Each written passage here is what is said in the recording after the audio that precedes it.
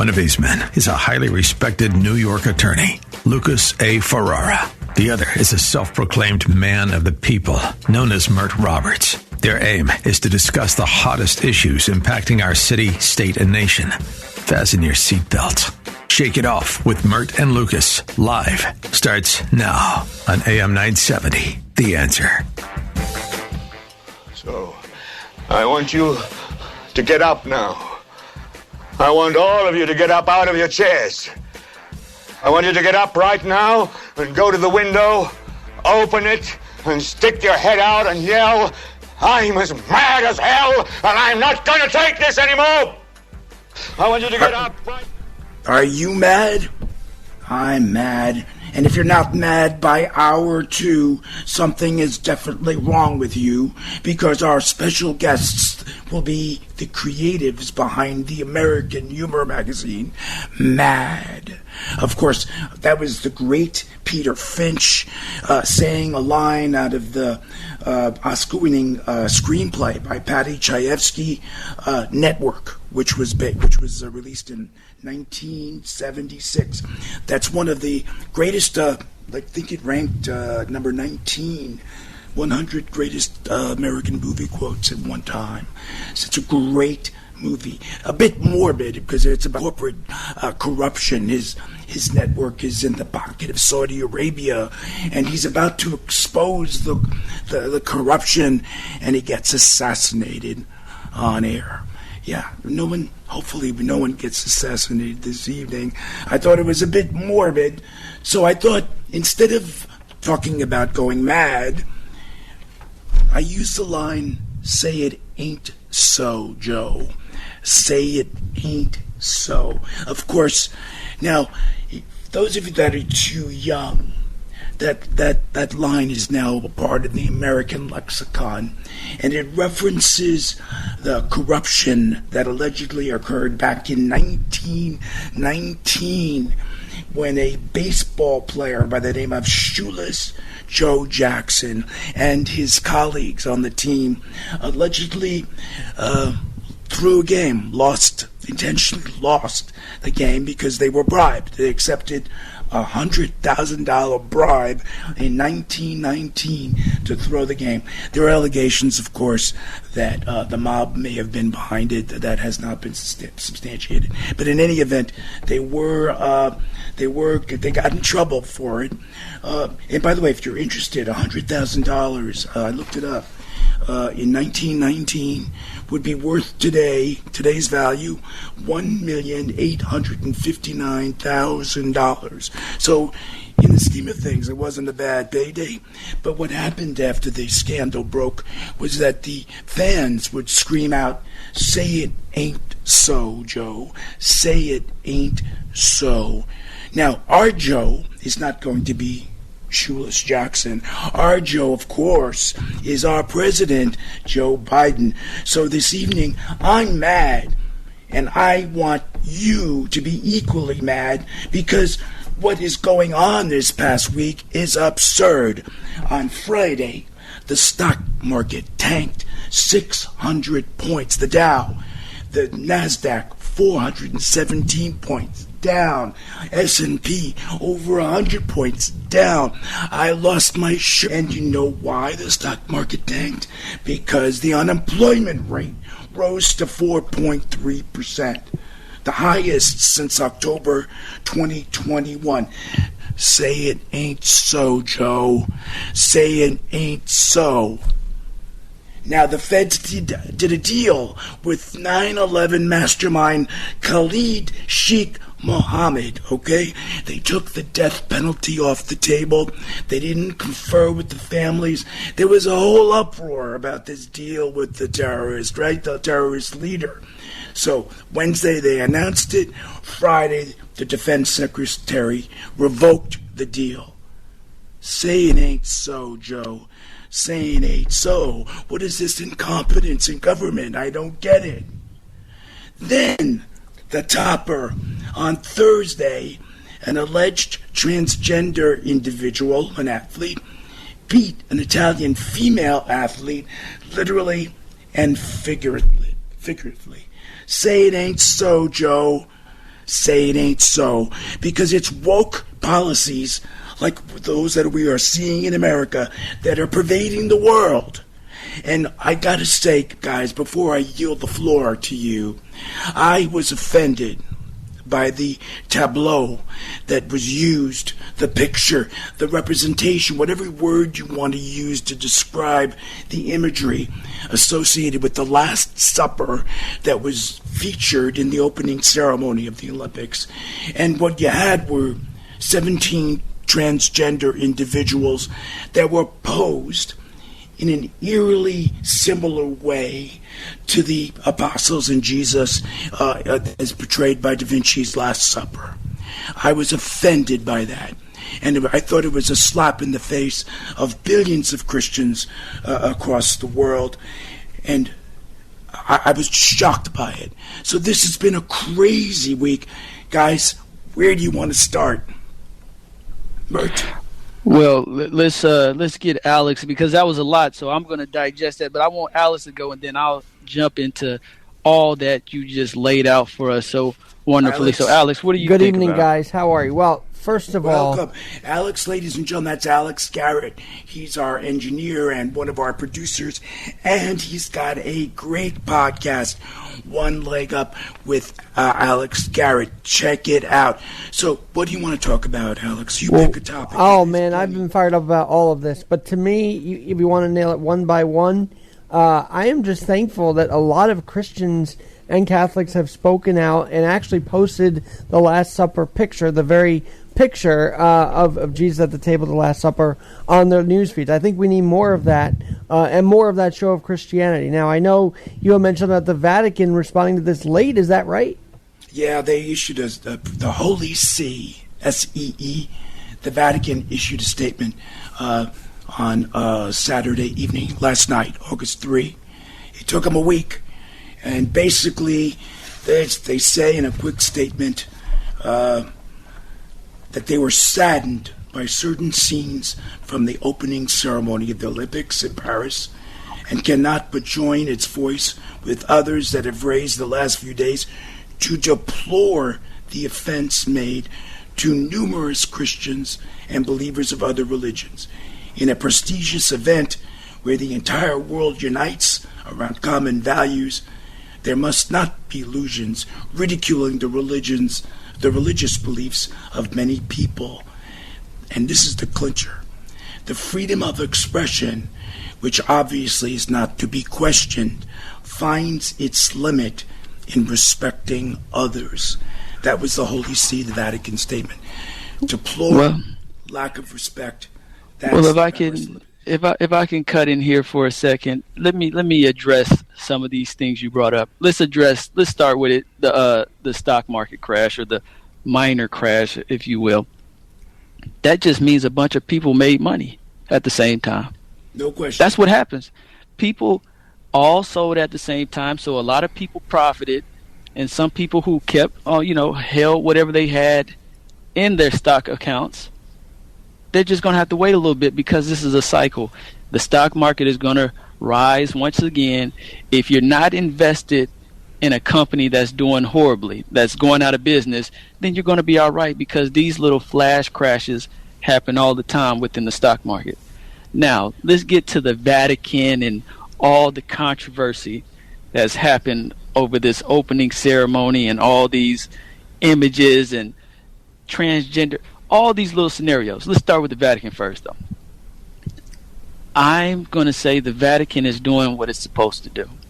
There's a lot of people out there who are upset because they're being misled. They're confused because they think that Olympic ceremony has something to do with Christianity. But I have it on good authority, based off stuff that I researched, that wasn't the case.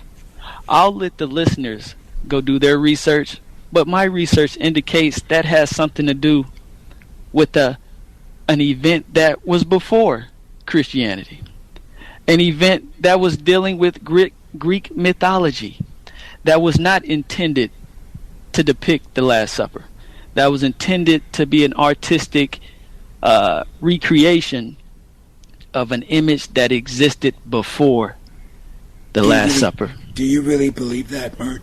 And I believe it because if you Really? do a side-by-side comparison, you will see the images from the Olympic ceremony match the images from this Greek mythology picture very closely.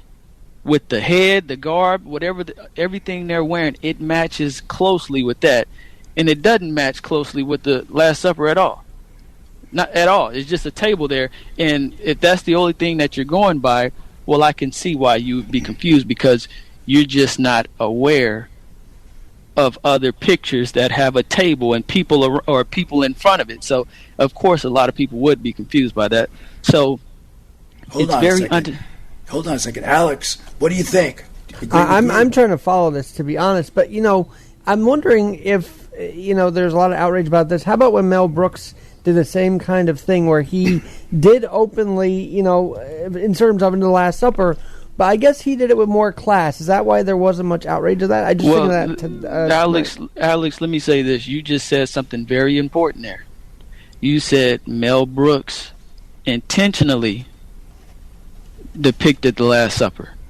This was not a depiction of the Last Supper. This was a depiction of something else, not related to Christianity. So if you're going to bring up Mel Brooks and the outrage, then you have to make sure that you're saying and you're being honest when you compare the two, because there is no comparison.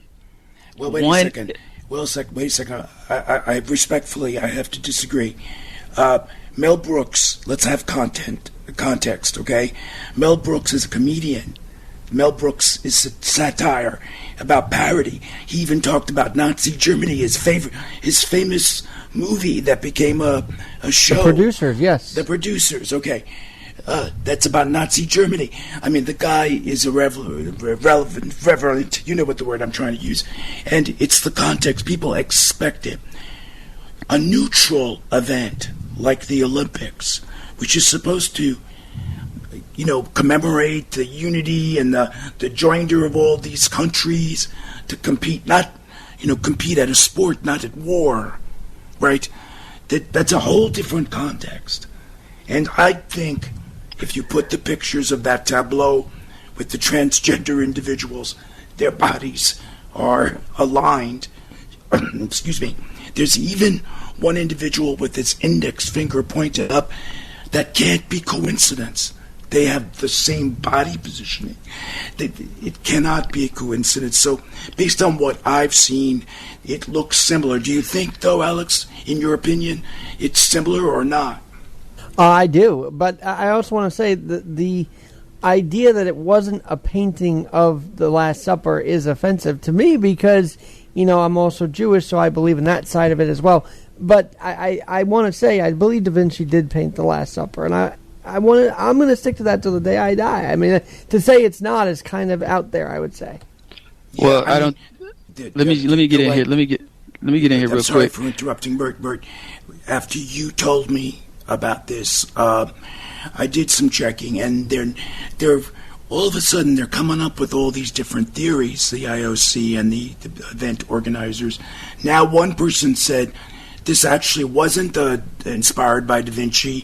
It was inspired by a Dutch artist, Jan van Bijlert, and it's called The Feast of the Gods. Well, I looked at The Feast of the Gods. Yeah, it's a guy in the table with a halo and all this other kind of stuff and people around him, but it's not the same. So while this last it is the same, because I'm looking at that picture right now, and it is the same. The only difference is these pictures are HD, and this woman has on a blue outfit, but you can see the halo in the original picture. Yeah, the halo, I see it too. You're looking at the Feast of the Gods, right? Yeah, so okay. You see that little kid that's hanging over the table? I see all that, but you have to understand this is an artistic. There's no kid hanging on the table. I understand that, but you got to understand this is an artistic recreation, so you don't have to make it exact. So you trying to say that, or you and Alex trying to say. You see the guy on the right-hand side? Let me just finish. Let me just finish. You and Alex trying to say this is a Last Supper recreation. You can't say that, because you see the picture and you see actual things you can compare. Okay, there's the person with the halo. That's the centerpiece. That's the centerpiece. That's where you say, oh, okay, that's what they were going for. And now it makes sense. It's in Europe. A lot of people disagree, Mert, including the Holy See. The Vatican disagrees because they issued a statement. And let me say this. Though. When did the Olympics become a Christian event? It's not supposed to be related to religion at all. It's not supposed to be. That's right. This is about this, and that depiction. That picture is a depiction of the Feast of the Gods, or whatever it's called. So gods in the Greek. Yeah, it looked. That's bull. That's bull. Okay. The Olympics. Wait. The Olympics. The Olympics is a Greek thing. It's not a Christian thing. It's Greek. Olympics. Greek. You know what, Mert? It's Greek to me. Olympics. And I'll tell you what. The president of Turkey issued a statement. Immoral displays, he called it, at the opening of the Parents political. Games. Yeah, he called it immoral. He's being a politician. He's taking advantage of an event. Of course, he's going to say that because a lot of people have the same reactions you two have. You think this is an attack on Christianity. The Muslim Council of Elders issued a statement. Okay? Everybody is issuing a statement. Vehemently condemning the performance at the opening ceremony. And it read that it blatantly insulted Jesus Christ and the esteemed status of prophethood.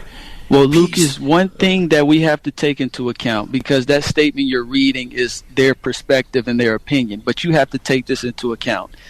They're able to express themselves just like these Muslims, these Christian organizations, and these politicians are. So just because somebody is saying, this is how I viewed it, it doesn't necessarily make their viewpoint accurate or true. You have to take that into account, because you can't say, I'm a Christian, I'm offended, this is wrong.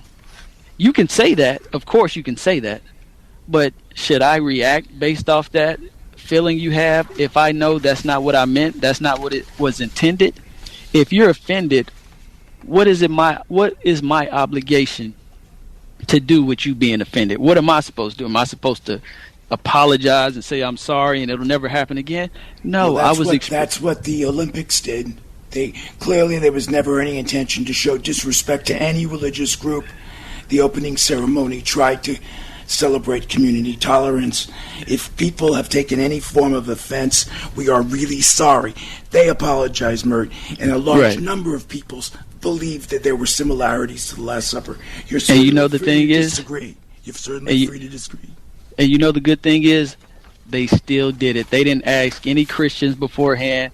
They didn't even think to do that, because they knew what they were doing. They were doing a depiction of the Feast of the Gods. This had nothing to do with Christians, Muslims, anything to do with religion. So, now, real quick, I am not boycotting the Olympics. I know that maybe Lucas might be. I am not, just because I want to see the U.S. do well. Like, I'm invested to see the U.S. do well, no matter what happened at the Olympic ceremony. And I feel like I tread off the line a little bit with that approach. Just keep watching, I guess. And that's most people right there. That's most people. Nobody's going to boycott most people aren't going to boycott the Olympics, because nobody's thinking about this all these days later. They're worried about who's winning the gold medal.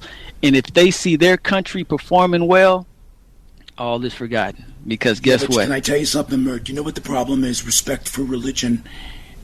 You have to have respect for religion, and I'm glad that there were some advertisers that pulled their support for the Olympics, and I refuse to watch it, because if you're going to disrespect billions of people, it's like Hillary Clinton calling voters deplorables. Well, you know what? No thank you. Now, our next guest after the break will be the great Aaron Carr, who is the founder and executive director of Housing Rights Initiative. It's a national nonprofit watchdog group that investigates real estate fraud. So Aaron's going to be joining us to talk about his organization and his great work. So we'll be back after the break to talk with Aaron about housing and affordable housing, or the lack thereof. We'll be back. Stay tuned.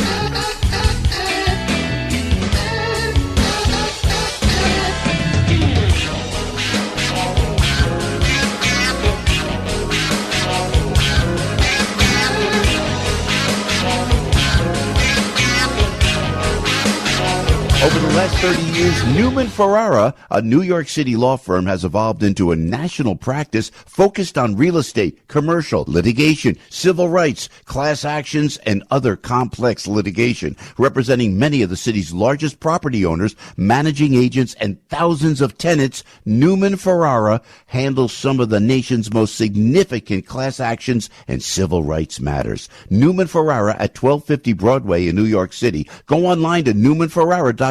That's newmanferrara.com. Listen to the firm's name partner, Lucas Ferrara, every Saturday at 10 a.m. on Dottie Herman's longest-running real estate radio program, Eye on Real Estate, on AM 970. A real estate lawyer for 35 years, Lucas is a professor at New York Law School and is also a published author with books on real estate and New York's landlord-tenant law. Tune in Saturdays at 10 a.m. to hear Lucas's unique perspective and advice on Eye on Real Estate. The Caribbean is calling. Dennis Prager here. Join me on an unforgettable cruise to the Caribbean this November. Imagine 9 days of basking in the sun surrounded by the stunning beauty of a tropical paradise. We'll cruise to the vibrant islands of Half Moon Cay, Curacao, Bonaire, Turks and Caicos, and much more. Stroll through Curaçao's iconic pastel-colored shops and snorkel in Bonaire's world-class coral reefs. You'll enjoy some of the most delicious cuisine aboard Holland America's Rotterdam,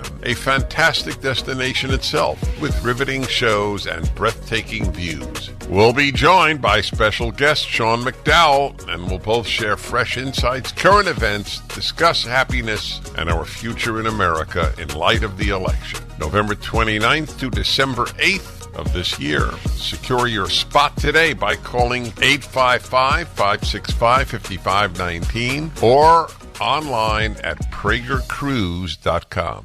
Feel like you're trying to push a boulder uphill wearing skates? If you run or manage a local business today, you're challenged like never before. We get it, and we want to help. We're Salem Surround, and when it comes to marketing, consider us your personal move you forward company. In a recent study, we found that 53% of local businesses were classified as novices when it came to designing, implementing, and managing their marketing needs. And that's where Salem Surround truly shines. We're a full-service marketing agency that'll help you increase your customer base by designing incredibly effective plans to reach your consumers day, night, and everywhere they might be. Let us give you an absolutely free audit of your current marketing and what your competition is doing. Our digital sales and support teams are the best in the industry and deliver customized personal service that's second to none. If you're a local business and ready for the next step, Google Salem Surround New York right now. Our experts are ready to help you take your marketing to the next level.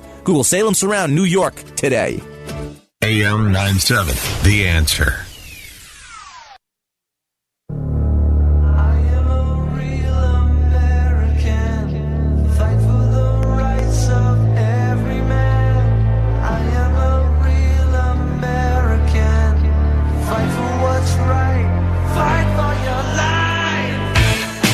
Welcome back to Shake It Off with Mert and Lucas, live on AM 970, The Answer. There's a new sheriff in town, my friends, and his name is Aaron Carr.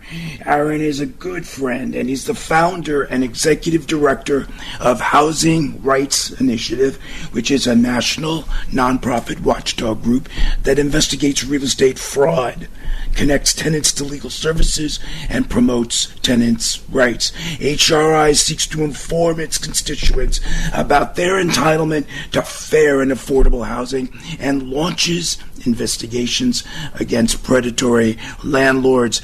Aaron is where the government should be, and it's not, and has failed us. Aaron, thank you so much for joining us this evening. Hey, thanks for having me. It's an honor. It's a pleasure. Before we begin our interview, Mert, your thoughts on affordable housing and the crisis and where we are as a country, as a state. What do you think? You know, I'm glad that we have Aaron on today because this is something that I've been concerned about because I'm sitting here thinking, you know, I don't make $1 million a year. I'm not some rich guy. And I'm just looking at my prospects of home ownership and, just getting my own apartment where I can have, a girlfriend or something like that. I don't have to have 15 roommates just to be able to afford an apartment in a place where there's actually jobs at. You can go move somewhere out in the country or something like that and, probably get you a nice setup. But my fear is, and maybe Aaron can put some of these fears to rest because of what he's doing with his organization, how is it going to look for guys like me and women not women like me, but individuals Okay. like me who are concerned about, are we going to be able to do what our parents and grandparents were able to do and have a family and have housing and be able to afford it without having to, work 1,000 hours a week just to be able to pull it off? That's what my thoughts are on housing and the state of it currently. Hey, Aaron, care to comment? Yeah, I mean, New York City is obviously in rough shape right now, but we know what we need to do. Other places have done it, like Houston, Texas, Dallas, Texas, a number of other cities in the country where it's significantly more affordable to live. And they do that because they build a lot more housing than we do. And in addition to that, we have rent stabilization laws in New York City. The government, doles out billions of dollars in affordable housing tax credits. And then you get these landlords and these real estate companies that are systematically breaking the laws and aren't providing the affordable housing that taxpayers are paying them to provide. So we need more housing, we need more enforcement, and New York City has to get its stuff together. Yeah, and isn't it unfortunate, my friend, that it requires your organization to be the watchdog? Tell us about HRI and how it came into existence. Sure. So, in my previous life, I was the chief of staff for an assembly member in the South Bronx. And as you can imagine, the South Bronx has a lot of housing issues. And, during my time there, I learned that there were good landlords who were doing the right thing and following the law. And there were bad landlords who were just systematically breaking the law. And one thing that really irked me, as I just mentioned, you had all these real estate companies that were receiving tax benefits in return for providing affordable housing, but they weren't providing the actual, affordable housing. So they were cheating both tenants and taxpayers. And during my time there, I tried to get these housing enforcement agencies to do their job and enforce the law. And the truth of the matter is I failed, because they literally had zero interest in enforcing anything. And whether it was laziness or a lack of resources or a lack of political will, I don't really care. So to get around this problem, I started going to the private sector and, basically began forging relationships and partnerships with private law firms that would be willing to do what the government wasn't doing and helping us crack down on these illegal practices. And once I realized this model worked, I quit my job and I started this organization, which basically tries to function as a housing enforcement, organization. And one thing, to know is that rule-breaking real estate companies, they're hurting taxpayers, they're hurting tenants, and they're even hurting good landlords, right, by putting them at a competitive disadvantage, which is unfair. So that's why our organization exists, and that's why we do what we do. It's amazing the work that you do, and you hit on a core issue, which is that the government agencies either don't have the desire or the resources to step in, and that's most unfortunate because HRI, even though it's a nonprofit, you guys have limited resources. So are you hitting a wall when you have all these requests for assistance but don't have the ability to respond? Well, absolutely. I'm really proud of the work we do. To date, we've gotten, our investigations have led to over 100 class action lawsuits, many of, which are with, the law firm Newman Ferreira, covering tens of thousands of units. But at the end of the day, we're just one organization. We're a nonprofit, and our government agencies should not be delegating law enforcement to our organization. Our organization is basically on a suicide mission. Our goal is not just to help tenants, but it's to embarrass the government to such a degree that eventually they start doing what taxpayers are paying them to do, which is to enforce the law. Our nonprofit has a fraction of a fraction of a fraction of a fraction of the budget, right, of New York State. So the fact that we were able to get as much done as we have, imagine what the government could do if they had the political will and the resources to do it. Well, how about if they just enforce the laws, Aaron? You know, it's funny, these politicians, every couple of months, they want to pass a new law in response to landlord for. Why not just enforce what's in the books already? That's the problem half the time.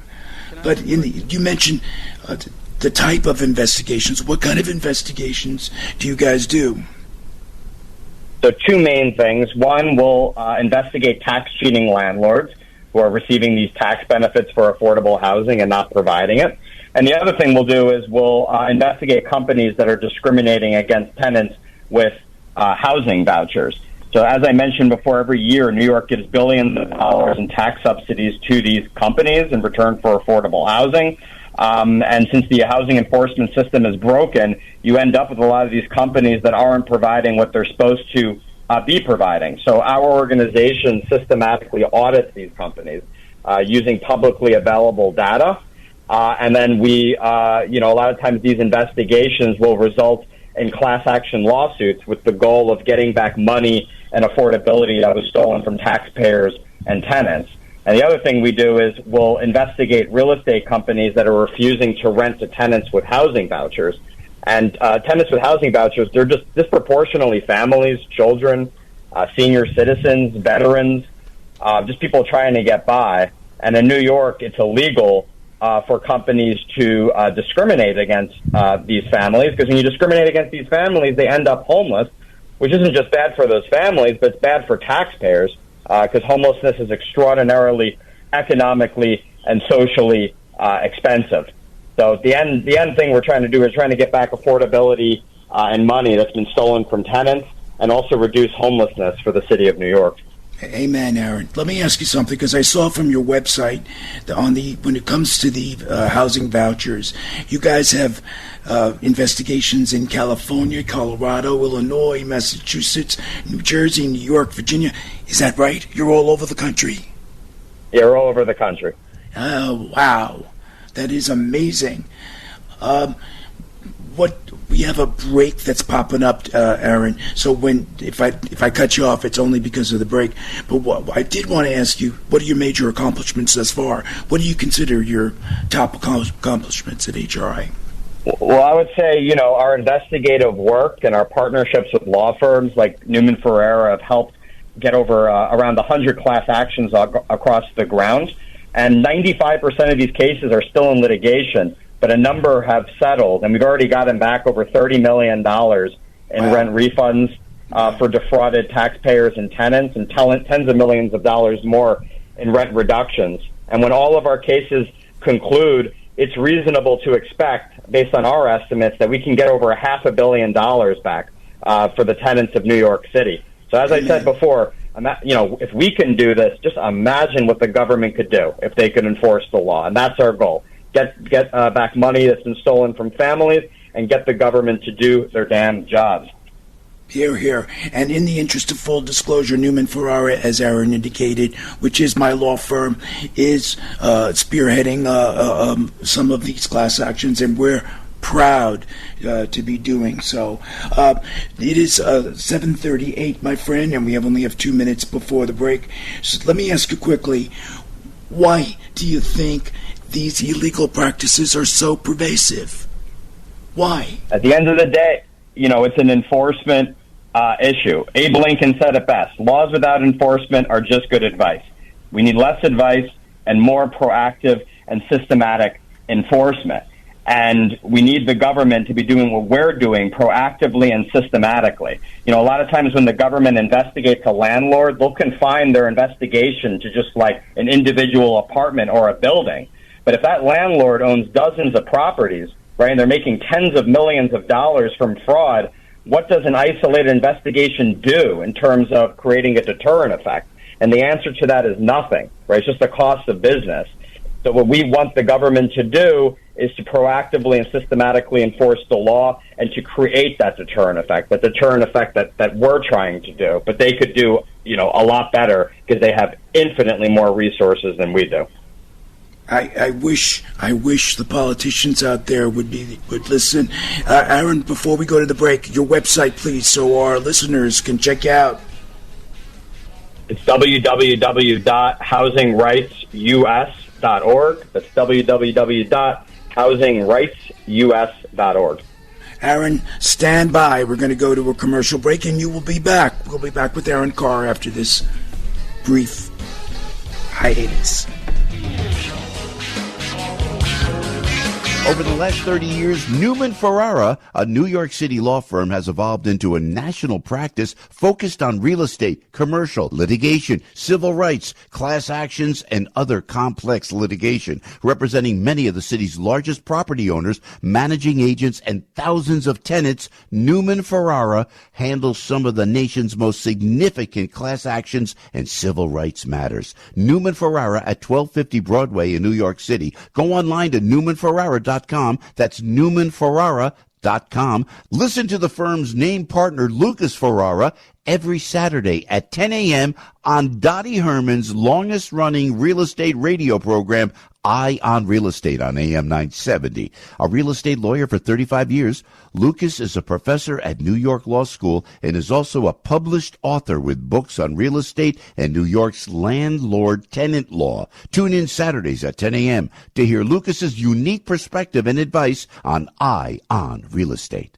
Craving that signature Sunday sauce? Michael's of Brooklyn will make your place a must. Join Michael's of Brooklyn Sauce of the Month Club. Receive a different jar of Michael's of Brooklyn pasta sauce, homemade pasta and biscotti each month for 6 months. Make your home the place to be with Michael's of Brooklyn signature fresh marinara right in your home. Visit michaelsofbrooklyn.com and order online. That's michaelsofbrooklyn.com. Michael's of Brooklyn, serving the community since 1964.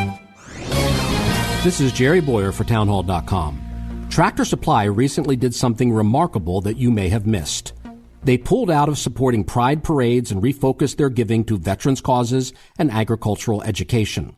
They also dropped out of divisive DEI ideologies, which advocate for employees on the basis of race and gender and sexual orientation.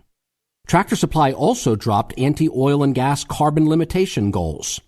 I have never seen such a striking reversal. Left-wing activists warned about backlash, but the day of the announcement, the stock price went up. ESG, environmental, social, and governance investing, has always depended on the myth that its victory is inevitable. But Tractor Supply's decision to do the right thing shatters that myth. They can lose, and if they can lose Tractor Supply, what other companies with conservative customers and liberal corporate governance can also be turned back to sanity? They're Trump's most diehard fans in the front row at every Trump rally. You had to love the United States of America. You had to support Mr. Donald Trump's re-election. Trump's Front Row Joes is the new 2-part documentary offering the first inside look at the men and women standing shoulder to shoulder with Trump in the greatest political movement in American history. The kind of basis for all the rallies, there's like dead fans. Like-minded people following their hero all around the country, exhausting their bank accounts, camping out for days in the freezing cold and scorching heat to support Trump's re-election and make America great again. The Front Row Joes are very successful, incredible people. Trump's Front Row Joes, from executive producer Sean Spicer, former White House press secretary and communications director for President Donald J. Trump. Friendships I've made over the years as a Front Row Joe, it's probably the best part of it. Don't miss Trump's Front Row Joes. Watch it now. Go to salemnow.com. salemnow.com. Listen to us online at am970theanswer.com. Tune in, iHeart, Alexa, or Odyssey.com. Like AM 970, The Answer? Then don't forget to like us on Facebook. Interact with us. Share your thoughts about your favorite shows. Give feedback to our hosts. Share your opinion on hot topics. Learn about events and more. am970theanswer.com.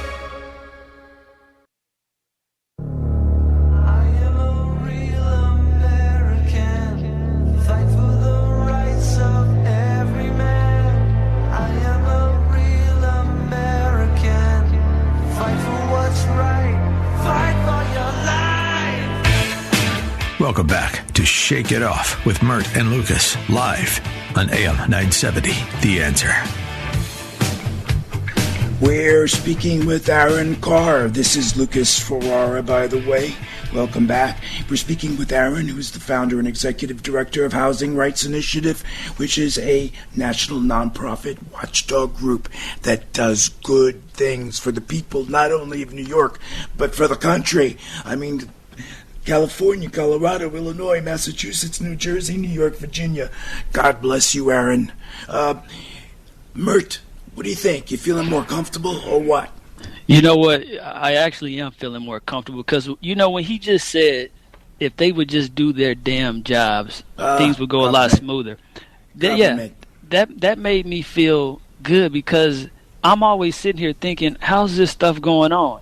And if it's that the fact we just need to push these people to just do their job, I think guys like Aaron and more like him, they'll help us out in getting this accomplished. So I'm really feeling a lot better after hearing what he has to say. Hey, do you feel the love? Do you feel the love, Aaron? I do. I appreciate you both. And, you know, it's really great that you have folks talk about these pressing issues. I mean, housing's an issue everywhere, but really in New York City, it's just a number one. Well, you know, that ties in with my next question, but why should people care? I mean, I guess Mert's sort of given us a preview of it, but why should anyone care? I mean, everyone should care about housing fraud and discrimination. And I don't care whether someone is a progressive, a moderate, or a conservative. It doesn't matter at all. Because these issues, yes, they impact tenants.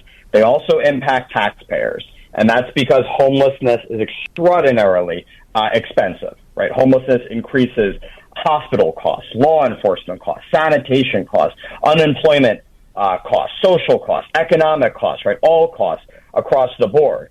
So combating real estate fraud and discrimination, I would argue it's morally responsible and it's also fiscally responsible. And that's why you see states and politicians from all sides of the aisle across the country doing things about this, right? You have anywhere from, you know, liberal politicians and liberal states all the way to the Republican United States Senator Todd Young in Indiana, who has a bill that would give hundreds of thousands of families, you know, housing vouchers. You have conservative states like Utah and North Dakota that have some of the strongest housing anti-discrimination laws in the country.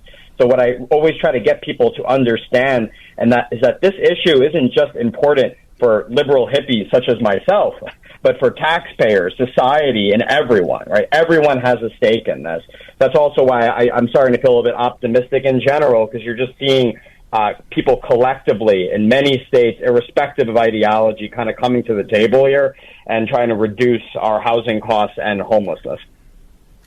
How do you respond, Aaron, to the critics from the landlord side saying that regulation is bad? Regulation kills real estate investment, whether it's in the residential or commercial context. No regulation. What do you think?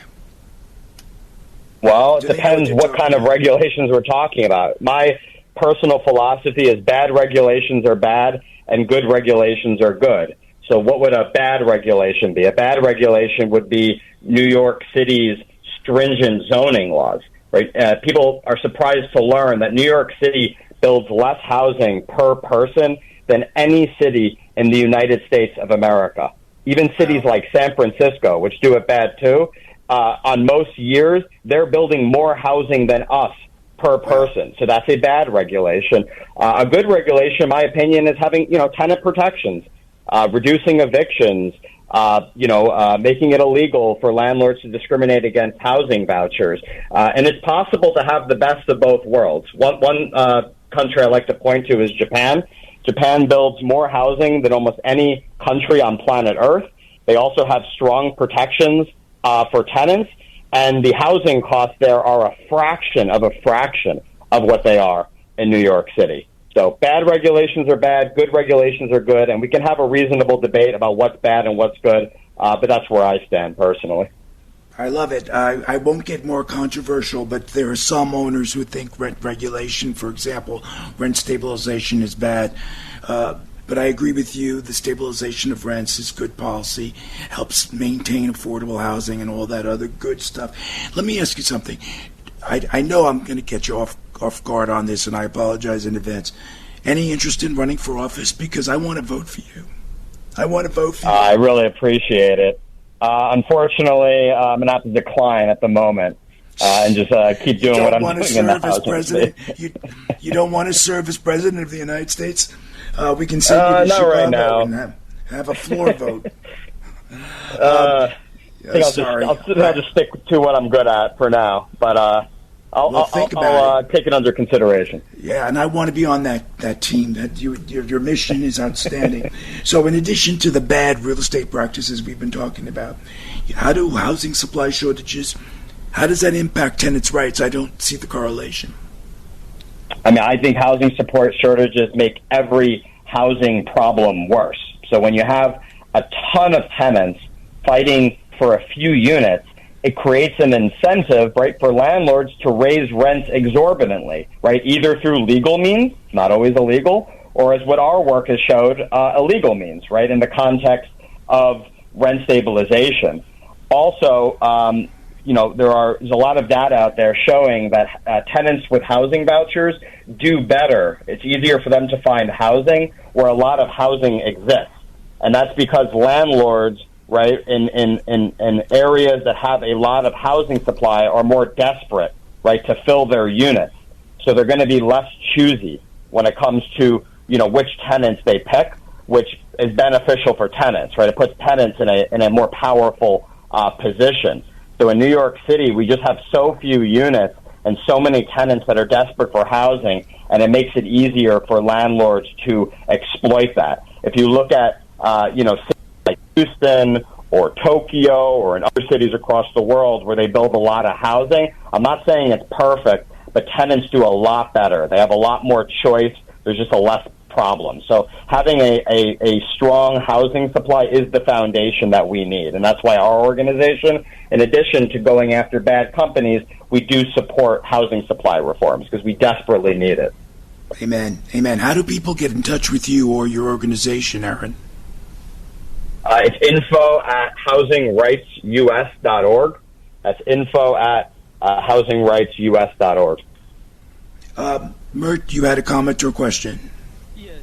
I wanted to ask this.